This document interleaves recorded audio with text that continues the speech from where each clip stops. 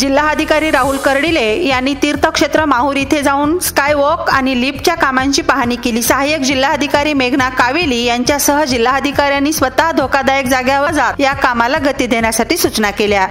अंतेश्वर इथल्या बंधाऱ्यातून अहमदपूर शहराला पाणी देण्यास ग्रामस्थांनी विरोध केलाय। लोहा तालुक्यातील 25 गावांचे सिंचन बंधाऱ्याच्या पाण्यावर अवलंबून आहे। असे असताना यातील 2 टीएमसी पाणी झरी तलावात सोडण्यास बंधारा कृती समितीने विरोध दर्शविला आहे।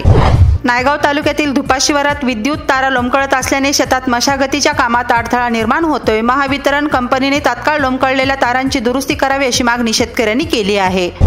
येत्या रविवारी राज्याचे उपमुख्यमंत्री अजित पवार नांदेड दौऱ्यावर येत आहेत। त्यासाठी शहरात मोठ्या प्रमाणात बॅनरबाजी करत वातावरण निर्मिती करण्यात आली आहे। मात्र या बॅनरवर माजी मंत्री धनंजय मुंडे यांना अजिबातच स्थान दिलेलं नाही। राष्ट्रवादी काँग्रेसने धनंजय मुंडेंना टाळल्याने शहरात चर्चा रंगली आहे। नरसी सेवा सहकारी सोसायटीच्या निवडणुकीत फेर मतमोजणीत भाजपला बहुमत मिळालं आहे। यापूर्वी झालेल्या मतमोजणीत महाविकास आघाडीला 7 आणि भाजपला 6 जागी यश मिळालं होतं। मात्र फेर मतमोजणीत भाजपने 7वी जागा जिंकत बहुमत मिळवले।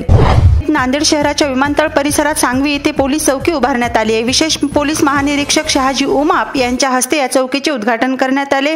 गरिबांचा फ्रीज म्हणून ओळख असलेले मातीचे माठ बाजारात दाखल झाले आहेत। उन्हाची तीव्रता सुरू झाल्याने या मातीच्या भांड्यांना मागणी वाढली असून महागाईमुळे या माठांच्या किमती वाढल्या आहेत।